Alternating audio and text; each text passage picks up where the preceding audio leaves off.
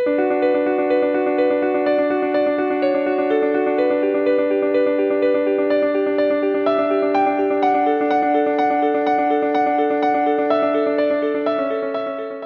well, my name is Dan Siegel, and this is our masterclass on compassion and the field of interpersonal neurobiology and what it has to do with medicine and healthcare. Can you all hear me all right? Great. So we're going to spend this hour together really exploring this in a very interactive way. And the Medicine X format in these masterclasses is small, so we can have lots of engagement. Since there are people who will be watching this, just know that it's being recorded. And I will repeat anything you say. Broco's recording through the microphone. So how many of you were able to make it to the plenary this morning, just so I can see? Okay, so everyone but one? Okay, so you're going to maybe be a little lost, but it'll be a great opportunity for us to actually review and underscore certain things. So let me give just a 5-minute overview of what we can talk about. And if it's okay with you, I'd like to make this primarily a discussion. Is that okay? Okay. So the first thing is, where does this information come from? And it comes from a field called interpersonal neurobiology. And that's this field that I mentioned this morning, where we combine all the disciplines of science, from mathematics to anthropology, into one framework. So I had to name that something, so I just made up the name, bless you, Interpersonal Neurobiology. But it could have been called just or something like that. Something that would get the whole embraced by it. So everything from the inter, which is the betweenness, the personal, which is the withinness, and kind of the hard, science of it all, which I just used the word neurobiology back in the 90s when I was making this up. So it's not the same as a field called social neuroscience. I don't know if that was your question, but social neuroscience is a field that's a division of the branch of neuroscience, which is a branch of biology. And interpersonal neurobiology formed, I think, a bit earlier than the formal term social neuroscience. And if I had to do it all over again, I'd name it something else, because everybody mixes those two up understandably, because they're basically the same phrase, social neuroscience, interpersonal neurobiology, but they're completely different fields. Social neuroscience, branch of neuroscience, branch of biology. Interpersonal neurobiology is the consilient way, consilience being the way you combine different principles that emerge from independent pursuits. And E.O. Wilson has a beautiful book called Consilience. So consilience is an approach, and we take that approach and say, hey, if math is suggesting this, and anthropology suggests that, and psychology suggests that, and chemistry suggests this, and biology this, and they're all overlapping, that's pretty cool. Wow. So that's called a consilient finding. And we try to find those consilient findings because we say, if 8 different disciplines working pretty much independently found the same thing, even if they don't use the same terminology, it's probably got some kind of value to it. So it's not a fad or particular emphasis of one approach to the other. And so we like to think of this as the whole elephant view. So if the different disciplines of science, understandably, have to really focus specifically on what they do with their ways of thinking, their methodologies for pursuing knowledge, their way of discourse with each other, each discipline is a bit different from another. That would be like the old Indian fable of the blind man and the elephant, where one blind man spends all his time studying the toe, another the shoulder, another the trunk, another the ears. They all think they see the whole thing, but we believe in interpersonal neurobiology that there actually is a whole elephant, and that the different disciplines are describing in their beautiful, wonderful, incredibly important, hard-earned ways certain aspects of the elephant. And we love that, but we want to see the whole thing. Now, what that means is that you rely on the integrity of the scientist, so you have to be looking deeply at the way in which the methodology is carried out. That's number one. But also it means, since we're interested in not just drawing on science, but actually applying science to life.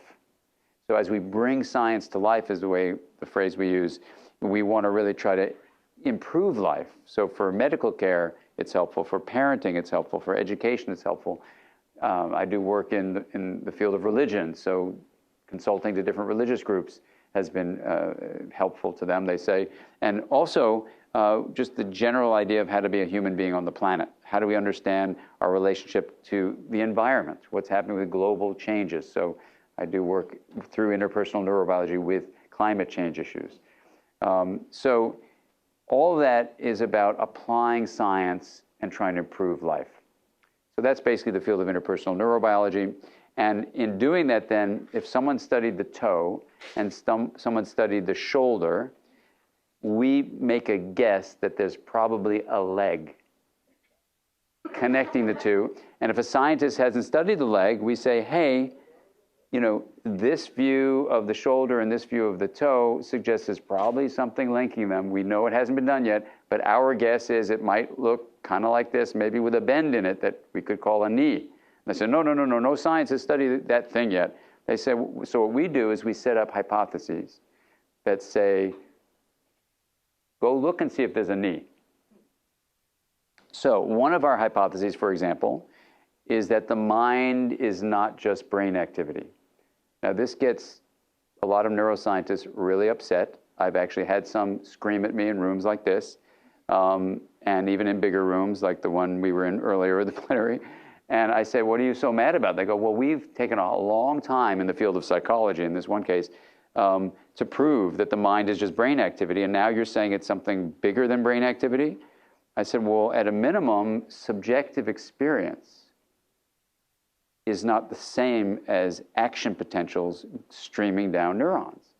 So even if it's completely dependent on brain firing, it's not the same as brain firing. Because, oh, no, it's the same, it's just brain firing. I said, well, for example, right now, what are you feeling? He goes, well, I'm kind of frustrated and angry with you. I said, yeah, well, now that's a subjective experience you're having. Do you think that's just your brain firing? He goes, of course it is. I said, well, then that makes me feel in my subjective world sad for you. And this becomes a problem. Now, he followed me to my car that one day, and I said, look, you may be a researcher doing your stuff. I've got to actually go see a patient and help their lives transform. So I've got to go. And he said, you're going to use me as a story in one of your talks one day.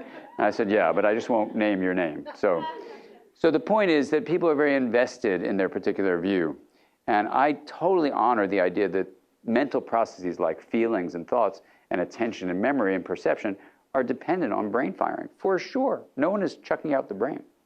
But to chuck out relationships and to make them just stimuli that stimulate the brain is a pretty restricted view that I think doesn't help us, for example, in medicine, understand the power of empathy to transform the mechanisms of the body.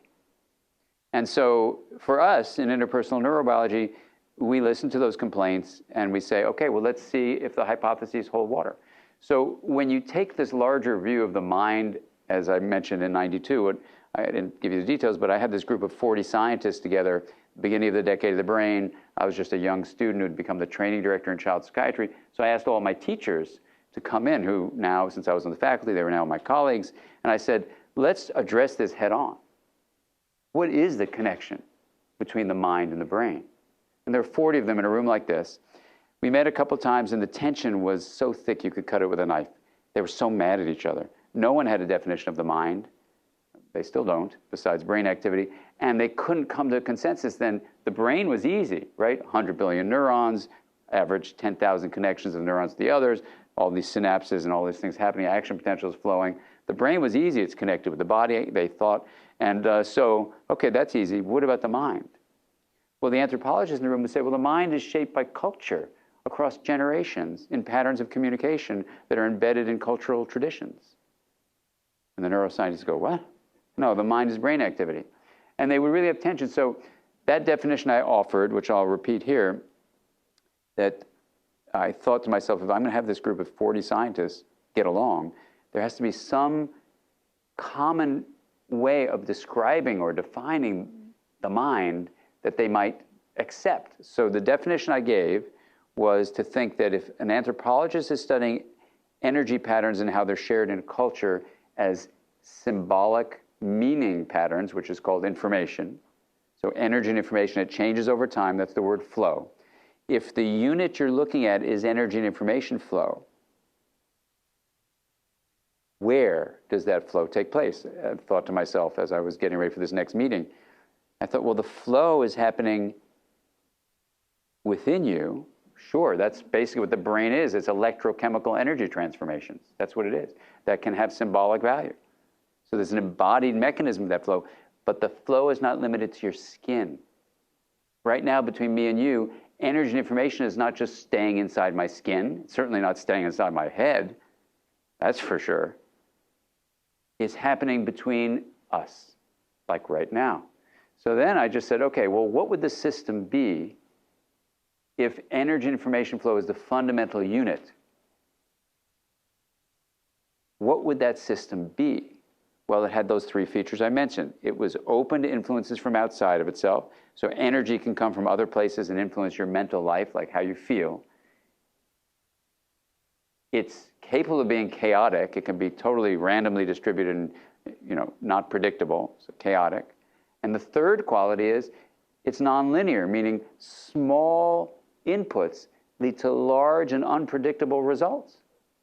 Those three qualities, nonlinearity, chaos capable, and open, are the fundamental requirements in mathematics for something called a complex system.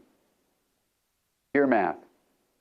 Then the reasoning is, if you're a complex system, what are the principles by which you operate? And mathematics of complex systems says the following.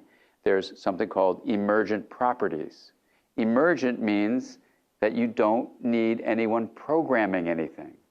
They emerge from the interaction of the elements of the system. So this is completely counterintuitive. You want to have someone like Bill Gates programming something to make it exist. But actually, with complex systems, there is no programmer. Second thing, one emergent property is called self-organization. It's not a California feel-good term. It is a math term. Self-organization has this completely counterintuitive property whereby it arises from the interaction of the elements of the system. So it's coming from their interactions. That's what emergent means. But as a self-organizing process, here's the wacky thing. It turns back and regulates, that is, it shapes that from which it arose.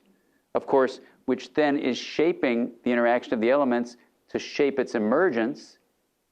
And that's a recursive property of self-organization, which feels weird. Yes? Yes, but we're not there yet. Let me finish this basic thing and we'll get there. You want to ask your question, but I won't address it. You throw it in the air. Go ahead. Yes.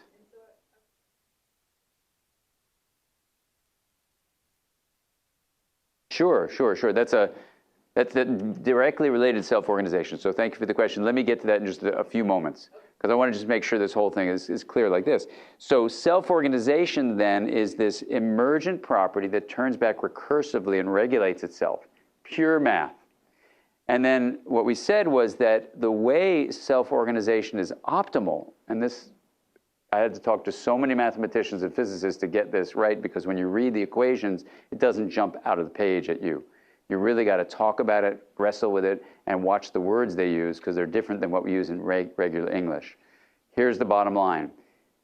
Optimal self-organization has 5 qualities at least. That's, if you rearrange them, they spell the word FACES. Flexible, adaptive, coherent is a math term for something holding well over time, energized and stable. FACES is the quality of an optimally self-organizing system, and it moves through space bounded. So if this is FACES, flexible, adaptive, coherent, energized, and stable, and this is when someone is emotionally regulating well, their self-organization is optimal. This actually is harmony. So if you imagine a choir singing in harmony, that's what you see. And yet bounded on one side, if this is like a river of harmony, bounded on one side, interestingly, is chaos, which is an example of emotion dysregulation. And bounded on the other side is rigidity. Rigidity. Now, what was fascinating for me as a psychiatrist, because I'm a practicing psychotherapist for my day job, is every patient that I was seeing back in the early 90s, it became clear to me, came in with either chaos or rigidity. And when I look at the diagnostic and statistical manual of mental disorders, including emotion dysregulation at its extremes, let's take manic depressive illness, for example.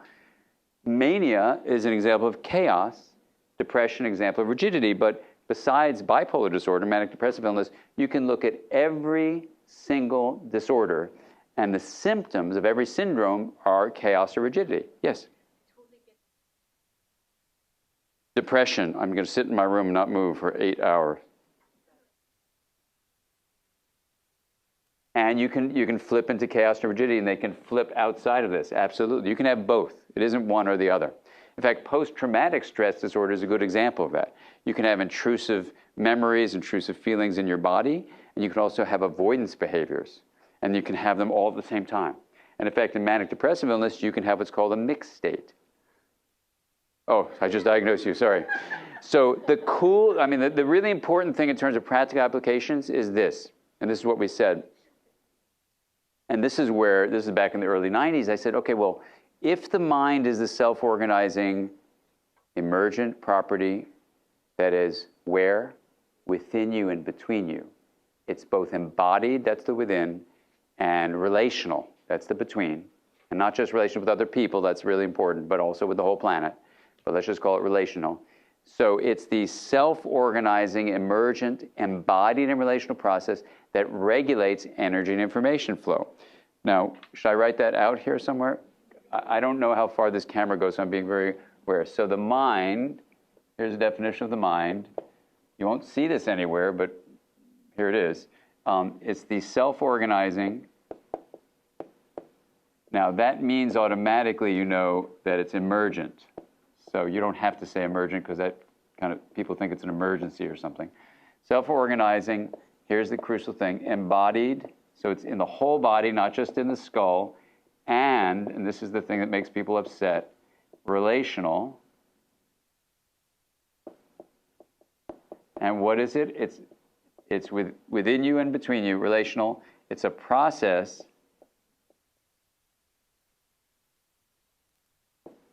that, here's the crucial thing that gets to your question about how do you do something about this, that regulates, that's what self-organization does, right?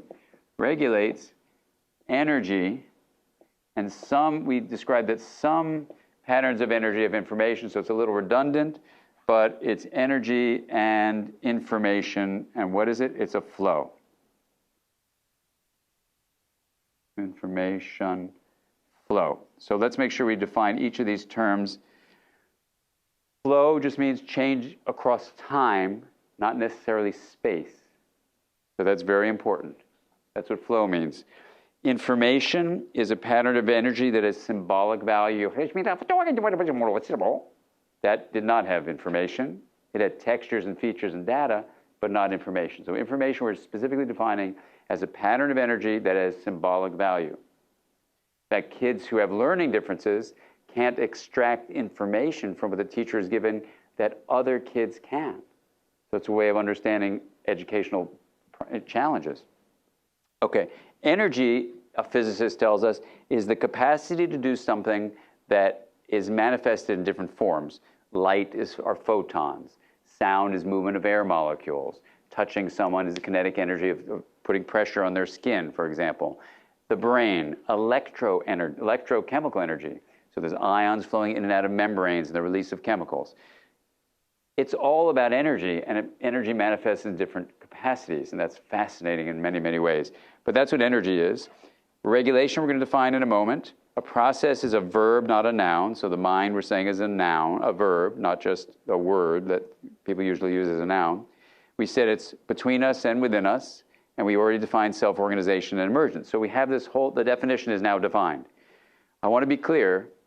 I've asked 100,000 mental health professionals, 18,000 K through 12 teachers, and dozens of chair people of departments of math or philosophy of mind or psychology even, there is no definition of the mind short of its brain activity.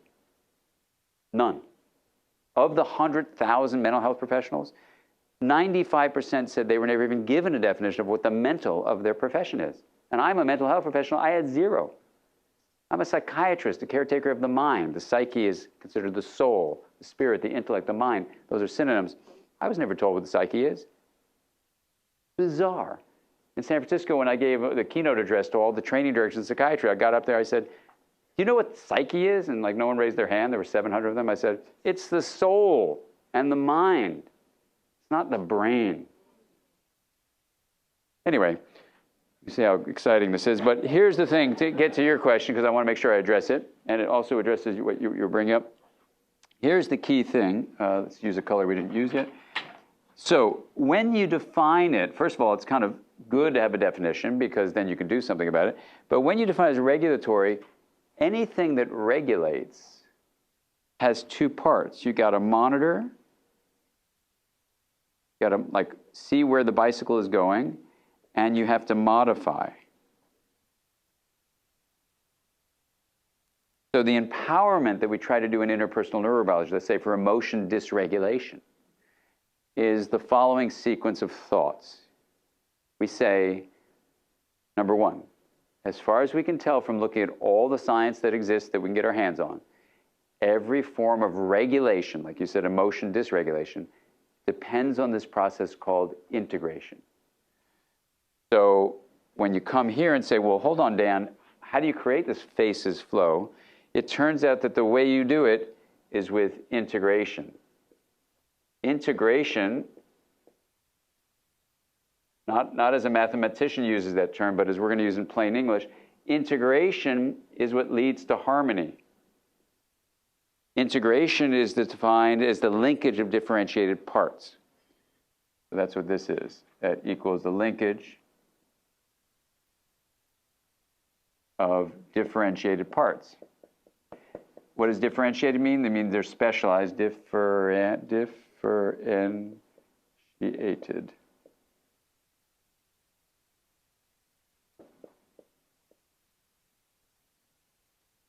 So what's amazing about this is integration leads to harmony. Like a choir, you differentiate the people's voices and they sing in the octaval intervals in harmony. When you block linkage and or differentiation, the system goes to chaos or rigidity. Unbelievably simple, painfully elegant, and completely practical. So what I do when I have a patient who comes to me with emotion dysregulation is I assess chaos or rigidity, and then I'm going to teach them to move their system toward integration, but they can't do it unless they've learned to monitor with stability. So what they see, imagine a video camera. If your camera is not stable, what's the video going to look like that you get afterwards to edit? Blurry. So the first thing is you have to teach people to stabilize their monitoring capacity, and then you teach them to modify. How? So this is, you want to stabilize it. That's make stable. How do you spell stabilize? Stabilize. S-T-A-B. Let's do a collective mind here. B-I-L. B-I-L. Stabilize. But stable is not with an I, right? So stabilized. Good. See, this is how we use each other, right? We have a collective mind.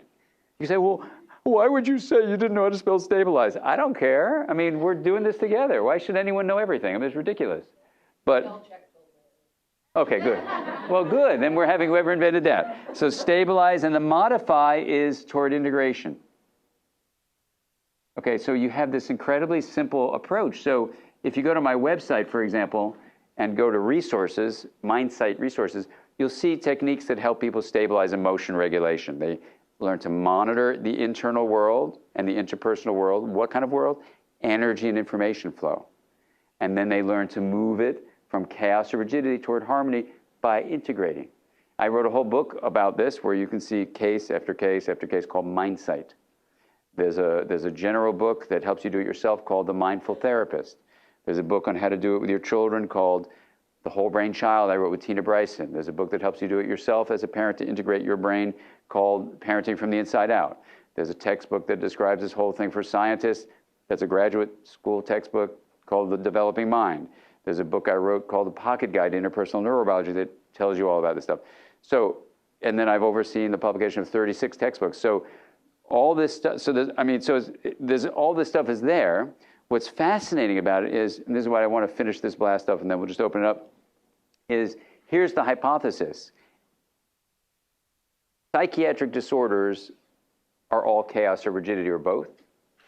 Just to stick with psychiatry, so the hypothesis is, hey, our view is integration equals health,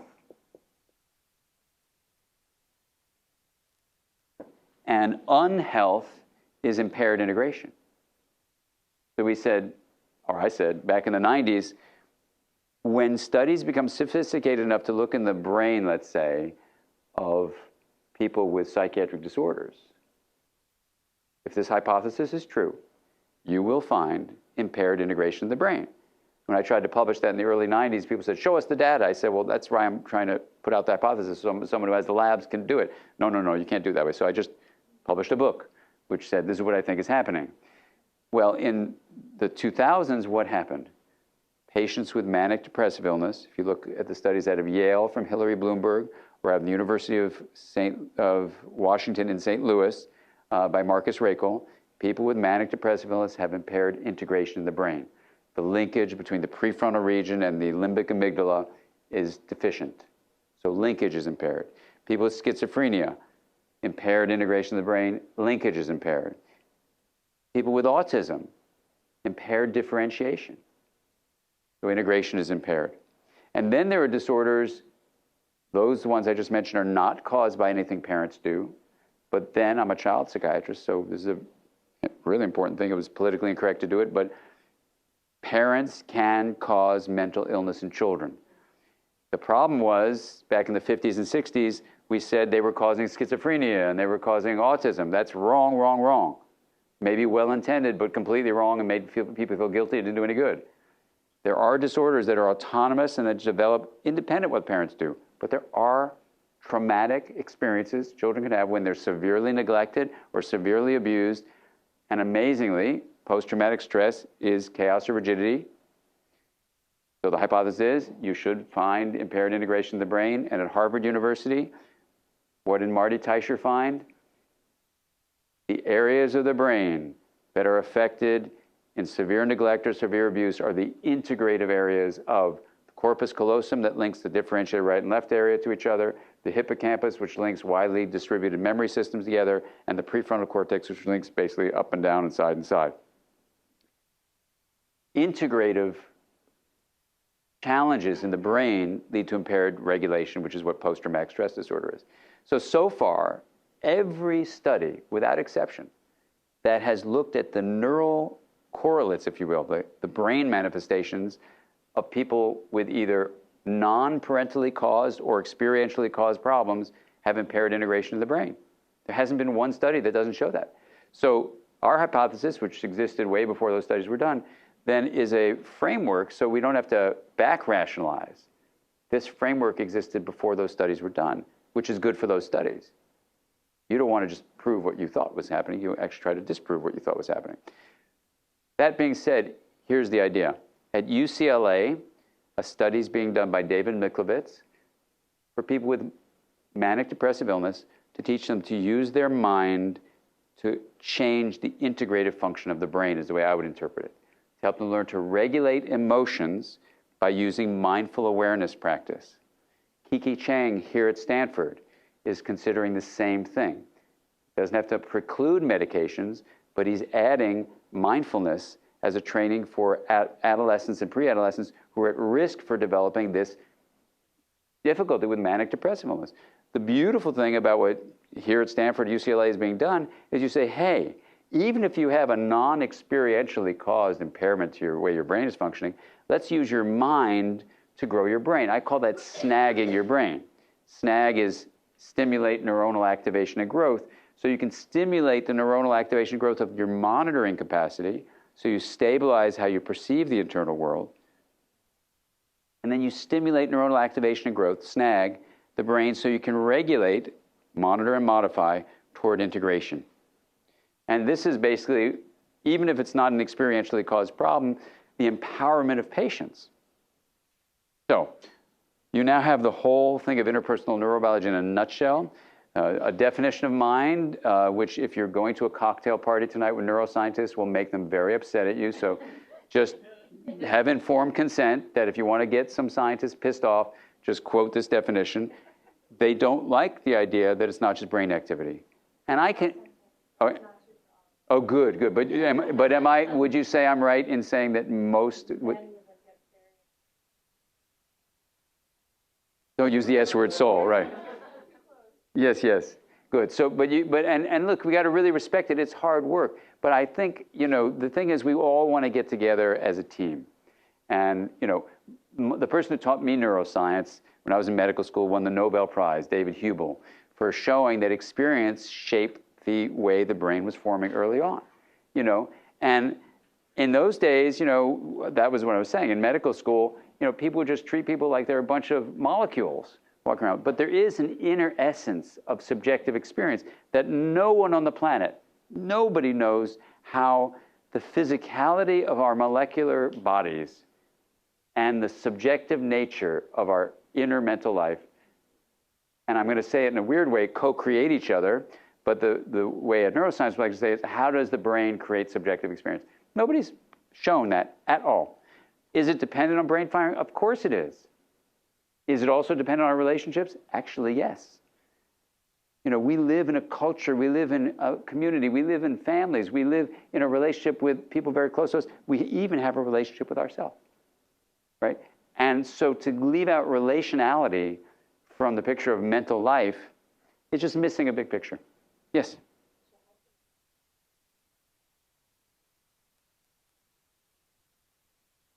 Okay, great. What do you think as you see all this laid out as a scientific frame?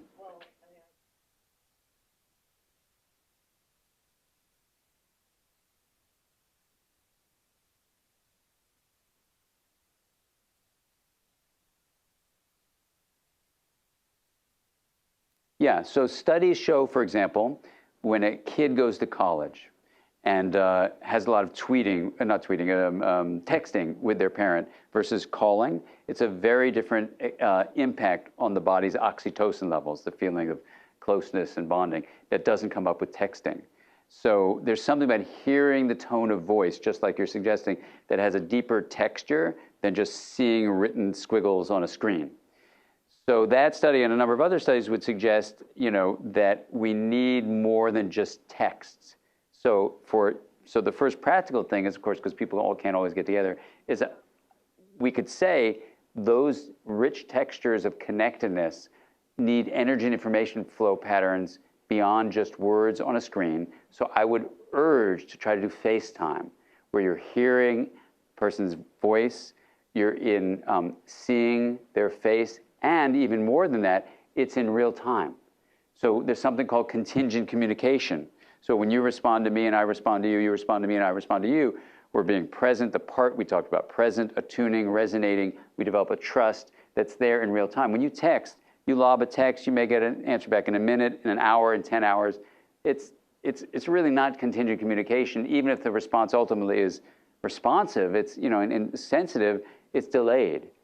Our brains evolved to be deeply in connection with each other. I mean, that's a whole other thing about evolutionary aspects of this. We were designed to be in connection. So what I'm really excited about, and when we do a conference called Wisdom 2.0 up in San Francisco every year, you know, is harnessing the power of Silicon Valley to actually realize our evolutionary heritage to be connected like that. So that's what I would suggest. And we haven't even talked about right-left brain differences, which, you know, the issue is nonverbal signals are dominant in the right hemisphere, meaning dominant in perceiving them in others, dominant in sending them. Number two, the way you feel felt is your body literally can resonate, but amazingly, the signals of the body from your muscles and bones, from your heart, your intestines and lungs, come up certain areas, lamina 1 of the spinal cord and the 10th cranial nerve, you don't need to know what it is, but the pathways that go up only go to the right hemisphere. So yes, when I'm touching this chair with my left, it's my right hemisphere, it switches. When I touch this table with my right, it goes my left brain. I'm not talking about touch with my skin. I'm talking about the interiority of the body, which is called interoception, and in science we call that the sixth sense. So if you go to my website, there's a practice I'd like you to try, and email me and let me know how it goes, called the Wheel of Awareness. And it allows you to explore interoception in a deep way. You know, the classic way that we do a body scan is about the interiority of the body.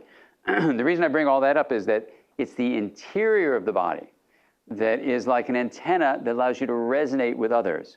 So my colleague, Marco Iacoboni, has a hypothesis called the Insular Hypothesis for how we connect with each other, and he has a beautiful book called Mirroring People.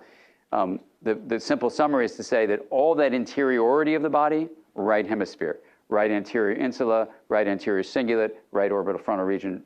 But if you don't want to worry about those Greek terms, don't worry about it. So here's the fascinating thing. You can harness the power of Silicon Valley to go beyond the left brain manifestation that is dominant for texting and just words you see on a screen. And this is an exciting moment. So if this information is out there, with all the creative minds in this world, we can try to get patients to be able to connect with each other in a much fuller way than just seeing a note posted on a chat board. That's the word, chat board. Is that right?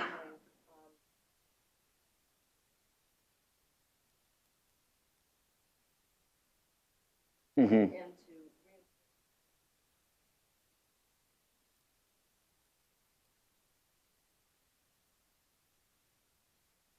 Yes.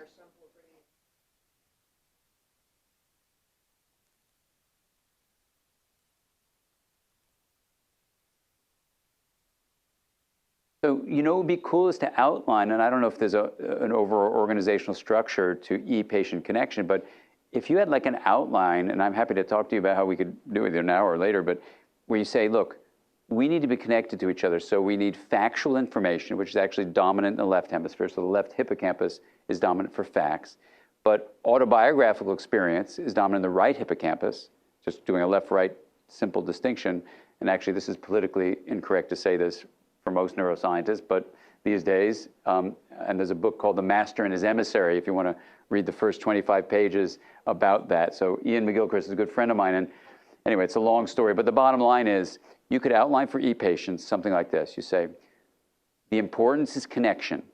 So we do need factual connection, dominant in the left hemisphere. You don't have to say that because you'll piss off neuroscience, but what we'll do is we'll do that through texting or through chat boards where you write out paragraphs. And writing is so important. I mean, James Pennebaker has shown some beautiful work about the importance of journaling. So this isn't to put down the power of language. Very, very important. So yes, that's one way we connect, through factual information in language form, linguistic language, written form. But let's also make sure we have time for, and let me do a practice with you right now, of the 7 nonverbal signals. Okay? And these are the fundamental vocabulary of the right hemisphere. And remember, the right hemisphere is tuned not only into the body, but to an autobiographical sense of self is dominant on the right. So what is it? Here they are. Just watch me do it, then I'm going to have you do it to embody it. Okay, you ready?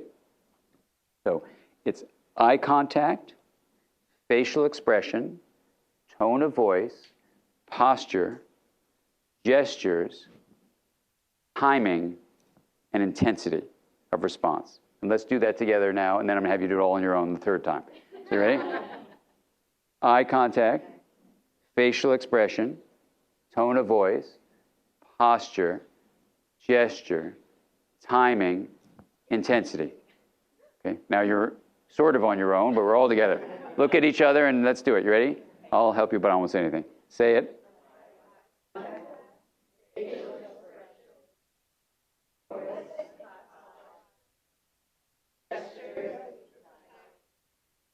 Yeah, all right. Beautiful. Your right hemispheres are so happy. Yes.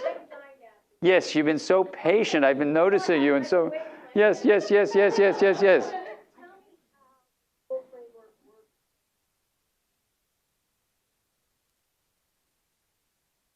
Yes.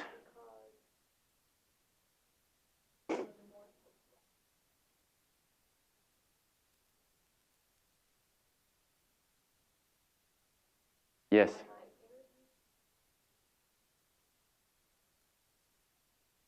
Yet. The idea is Yeah. it could go wrong. Yes. How does this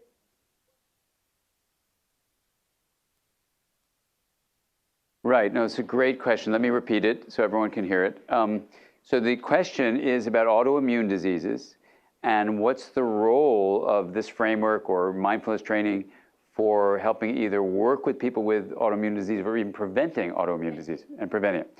So let's take a step back and look, and it's a very cutting edge question you're asking and cutting edge issue. So a lot is just not known, as often is the case in medicine, but let's try to outline what we think we know, at least as a starting point. So the first thing to say is that in the broadest sense, part of the challenge of presenting an invitation to empower patients about using their mind to either help prevent disease or deal with the disease directly is the feeling of guilt, that they think the patients will end up thinking that they brought on the disease because of what their mind was doing, or relationships brought on the disease, or something like this. So I'm always, thinking about how to do to the least harm possible. So inducing guilt in people is really not a good thing. And we want to be mindful of what happened with autism and schizophrenia, where we said, well, look at these relationships, they're really troubled. Well, no kidding, they were troubled because people were having trouble with the way their brain was functioning, and it induced problems in relationships. But correlation is not causation. And sadly, back in the 50s and 40s and later on, no one really thought about that, and they were well-intended clinicians, but they said, oh yeah, if you have autism, your mother caused that because she was acting like a refrigerator. It was terrible. I mean, really, really terrible. There became a backlash in my field in child mental health, because then you could never say the parents did anything wrong, and we thought, oh, they're all biological disorders of the brain, right? And then all you did was you popped a pill in a person's mouth and said, well, parents didn't have anything to do with this, and if it's a brain problem, it's a problem of the brain, chemicals. Oh, it's chemical, let's give you a chemical. And that was kind of the simplistic thing. It still is the simplistic thinking. So, we just want to be careful not to go back there. Now, that being said, as I mentioned in the plenary talk, we know that what you do with your mind can directly affect your body. And let's just mention 4 ways that we know that happens. 1, you can reduce cortisol.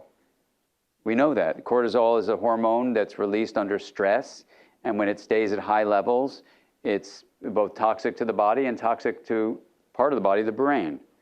So it's neurotoxic at extended high levels. So you don't want extended release of cortisol. So anything that reduces cortisol in general for stress is a good thing. Now, watch out for causation correlation, because is your having an illness causing you stress, or did stress cause the illness? So we just have to be really mindful, aware, intentional, careful about how we phrase these things. That's number 1. So stress hormone can be reduced. Number 2 is we know that the immune system can be improved with what you do with your mind. In particular, the work of Richie Davidson shows that mindfulness practice allows you to enhance an immune response, for example, to a flu vaccine.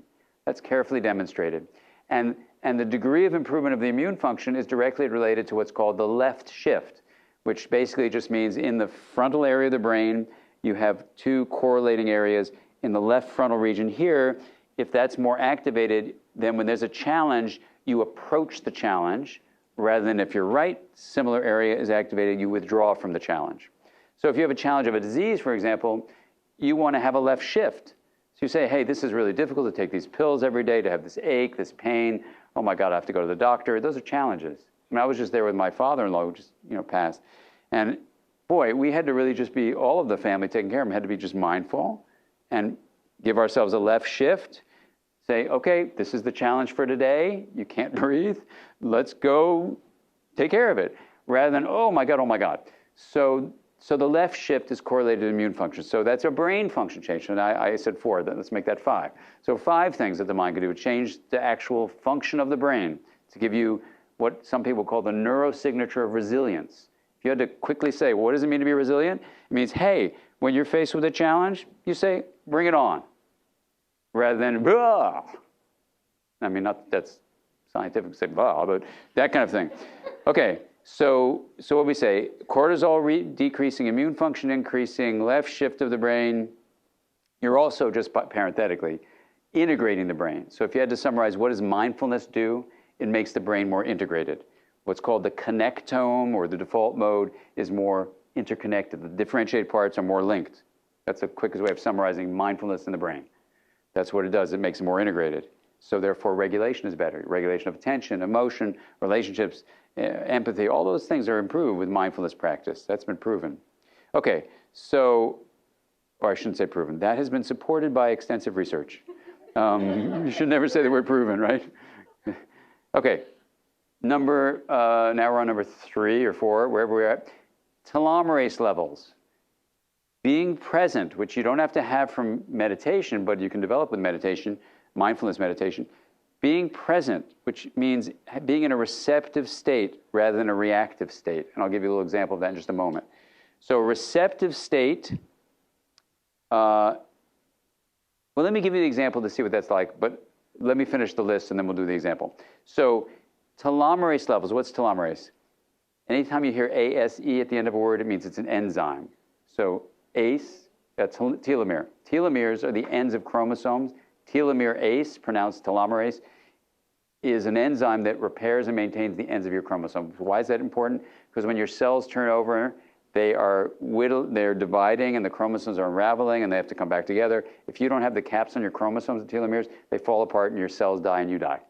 So having telomerase high, the enzyme, is good because it keeps the telomeres intact and robust.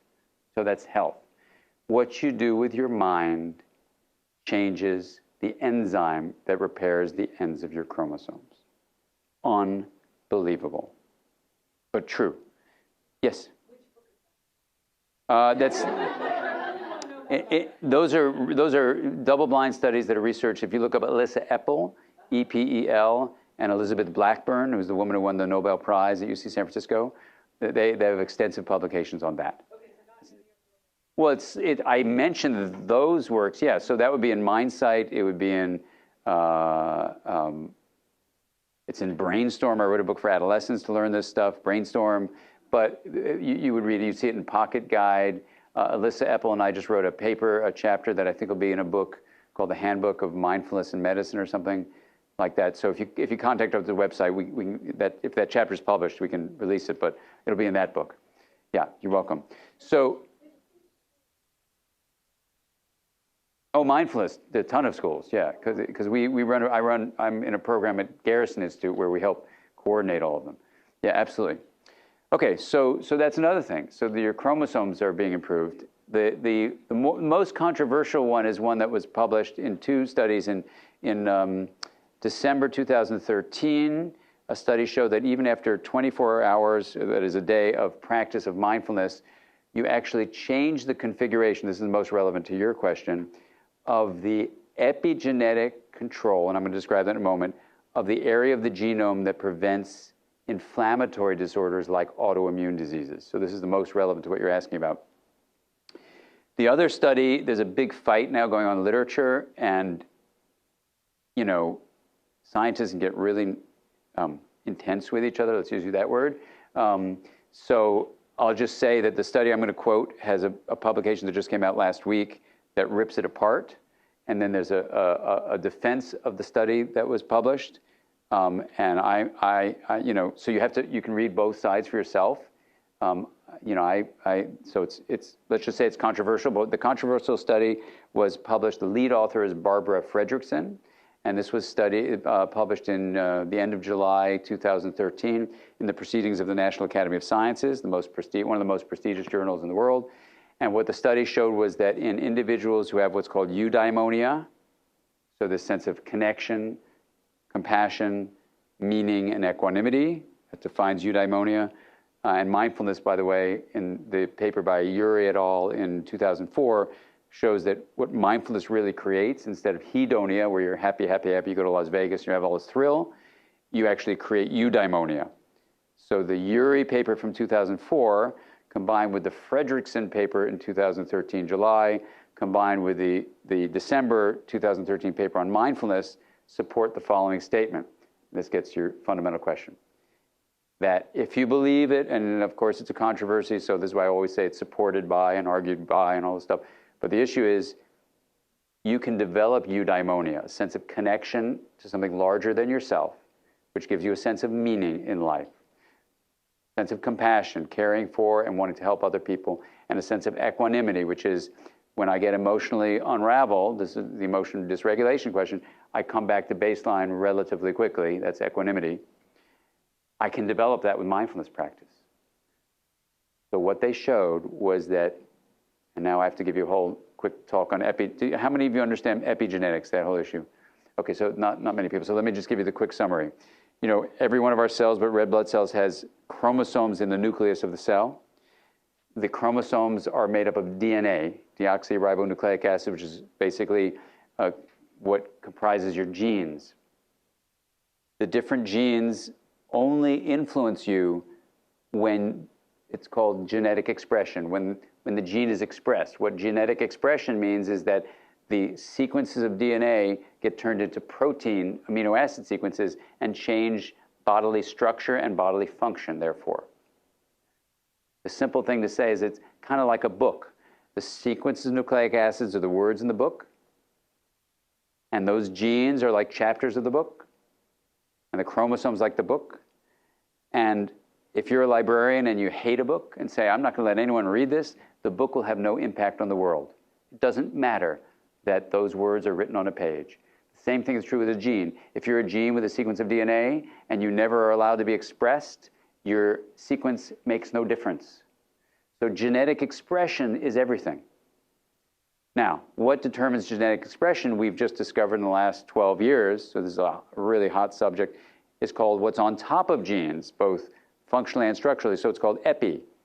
Epigenetics is the non-DNA molecular influences on genetic expression. These are like the librarians of the library of your genes.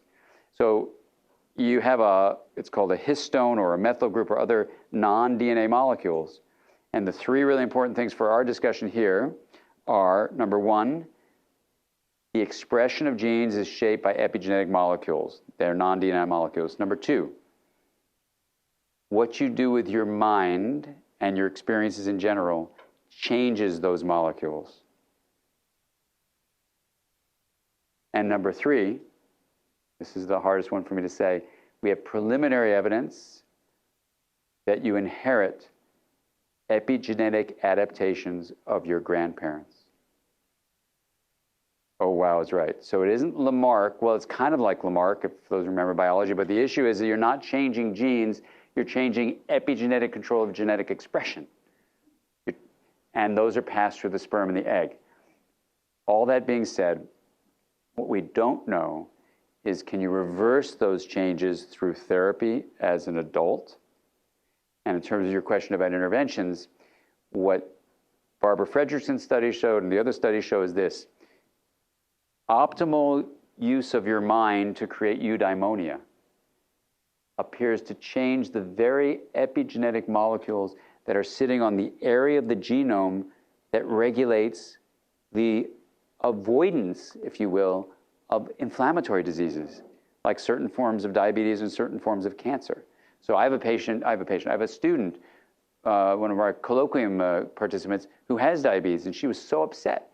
She said, I didn't cause my own diabetes. You better say certain forms of diabetes are inflammatory. So she's absolutely right. So this is where the guilt thing, you have to be very careful, because otherwise then people just worry, and create more stress in their life. So this is the tender thing. Now, if we know that, then you could say, you may not have caused your autoimmune disease, but it may very well be possible that using these practices can improve them.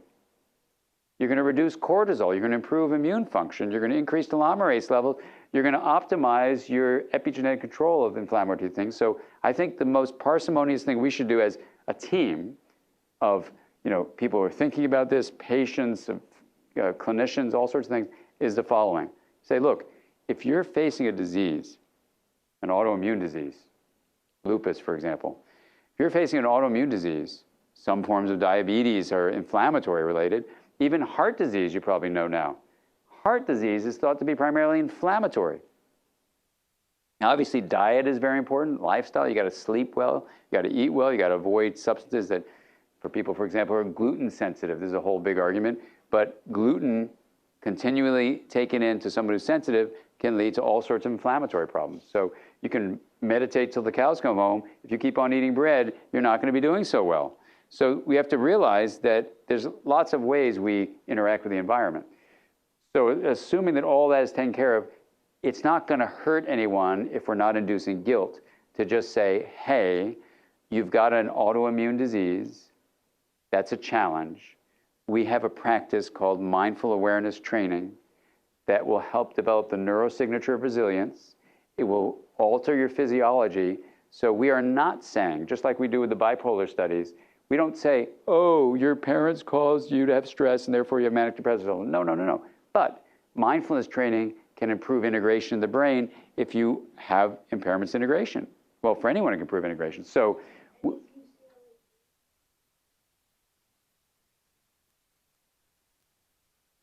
they aren't doing it.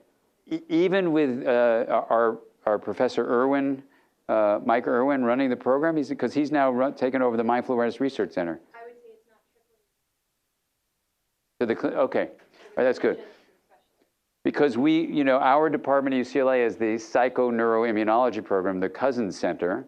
And I know Mike Irwin has taken over our mindful awareness program, our center. And so maybe it's just on the research side. Yes, please tell us. Yes. And primary care.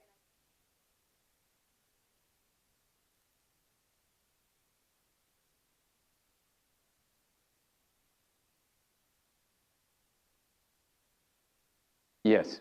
So when I talk to people, not sure that they have the time and so forth for that actually to be implemented. And then I would say actually with implementing the EHR in the last year, it's actually significantly hurt that. Some of those goals as far as mindfulness and wellness, because they're doing this and less of this. No, we talked believe about. me. When I see And it, yeah. even my rheumatologist, at least he acknowledged it, and he said, I don't like this because I'm not looking. Fill in the things just so I can get my prescriptions in. So I see that they're trying, but it's. So beautifully said. Thank you. I'm assuming that went on there because I couldn't repeat how beautifully you said that. Let me just build on that and respond. And I know I've got to go pretty soon to run to the airport. So let me just kind of wrap up in the next couple of minutes and build on that. I also have had the experience. I once went, turns out I have a big gluten reactivity, and I went to a specialty clinic, and the person was doing the electronic management thing. And I was amazed with a 90-minute interview. I think he looked at me 3 times. I was like shocked.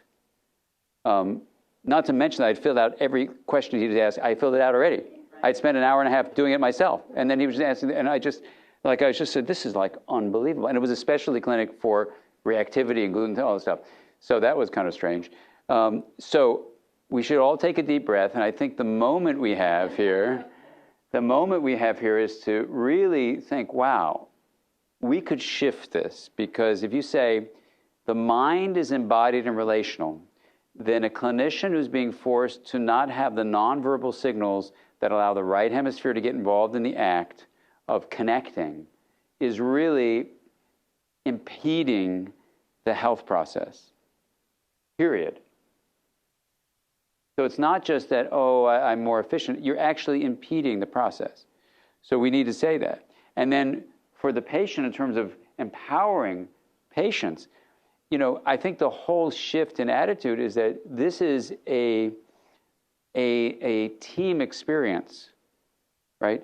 But I can tell you, having been trained as a physician, to think of myself as like an expert who's bestowing my expertise on the patients who happen to come in with bodies that are not working. I mean, it was so painful to be taught to be like that, but it was the socialization where then when you're trained to be a hammer, everything looks like a nail.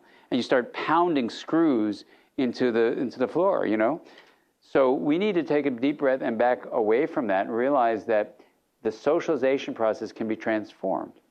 I really think we're at a moment in our cultural awareness that we can actually take this into the medical field. It's going to require patients being very, very active, that we say, look, this is about a human connecting process. And that's not saying that the connections caused illnesses, but it's saying that the connections are a part of the healing process.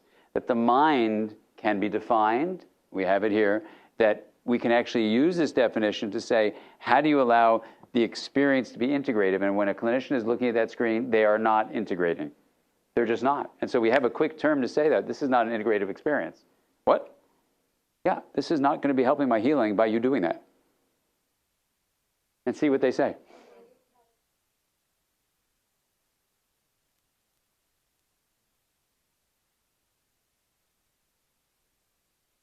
I'm going to come over here so we can. I see a need for provider engagement and patient engagement. And this is all totally foreign to medical school. Is extremely painful because this is more to my nature, and that was no. Yeah. So why didn't we find each other earlier? so I guess I would just like to talk a little bit about your experience.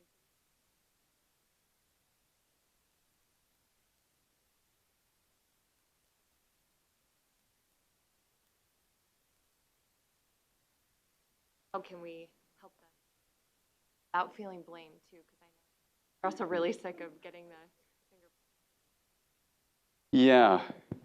Okay. Let me address that. Did you have one? Well, this is actually partly to that point, because I'm trained as a psychologist, and this is exactly what we do. So we should be talking to you, and you should be talking to us. What we need are the training models that actually integrate that communication, so the patients aren't responsible for that burden. Yeah, completely, absolutely. We need a cultural shift that accepts prevention. Yes. Part of the training program. Right, and it's not oriented that way. Any other one for a comment before I try to respond and then bring to I close? wanted to throw in there too about there when I was going through a particularly bad time is he looked at me and said the best thing we have going for us right now, us as in team, is that you're tough. So acknowledging that, you know, that connection that you're talking about, that we have the ability to get through this, but you're the tough one putting in the work. So it was that acknowledgement of mindfulness and what we were able to do together. So. Yeah, absolutely. Well, let me just give a few kind of responsive comments to all these wonderful things that are being said. And, you know, what I've been in dialogue with a couple of people who are different administrative roles at different major universities talking about this. And because I think what it's going to require in terms of the conversations is a scientific grounding that is solid as Fort Knox, right? So it's got to be seen as a part of medical science. And if I had to reflect on, you know, I graduated medical school in '83, so I don't know how many years is that.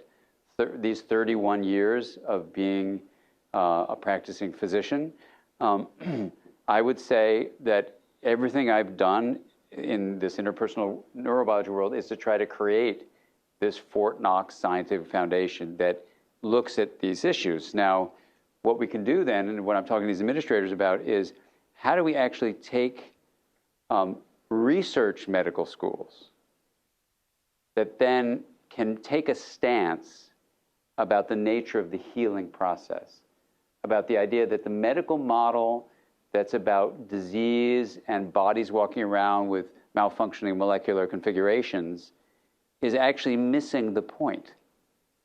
And from a scientific perspective, a scientific foundation saying, you know, we have to change the cultural process, because I share your experience with the medical school process, and in terms of you're asking me what happened.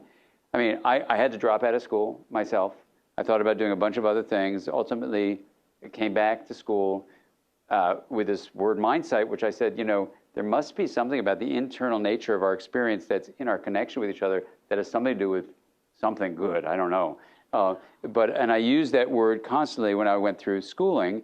And then what happened with me was, since I went into pediatrics first, I noticed that the families that had mindsight when their children had illnesses, not that they caused, but just that they got an illness, those families did better with dealing with the illness. And then when I went to psychiatry, the mindsight concept back in 1984, it became very useful to walk my way through all the, what now we know was not a really that useful frame of the DSM. It was kind of, that's a whole nother conversation. But to, even in the field of mental health, to be very careful. So psychologists and psychiatrists and social workers and nurses and everyone working in the field of mental health could find a common vocabulary. And now we can bring in medicine. So if you equate healing with integration, then integration happens at all these levels. It happens at a cultural level. It happens at a community level. It happens in the relationship that people have with their families. It happens in a relationship between a clinician and a patient. It happens within the person's body. So integration becomes a fundamental process that extends across all levels of the patient's experience, of our common experience. And I really mean this very deeply, that if people feel the identity that we have is like a separate bodily self, let's say in medicine, then I'm the doctor, you're the patient, I got the knowledge, you got the disease, take this, I'm out of here. Isn't that what we were taught? I mean, it is so unhelpful and dissatisfying, and it's in some ways scientifically so wrong, scientifically wrong. So what I want to urge you to consider, and please email, because we're going to look for ways of making these programs that I'm taking these different administrators in these different institutions, and I'm trying to invite them to start collaborating, which by itself is a challenge, but to work together to bring interpersonal neurobiology and this framework of mindset integration into the whole medical training process. Now, what I want to leave you with is what I ended the plenary with, which is this.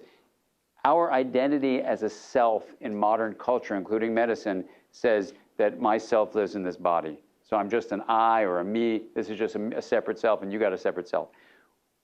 I think the deep, deep change that's going to happen, even for medical students, but for the whole culture we're in, modern culture, is the idea that yes, you have a bodily self, but you also have an identity as a we.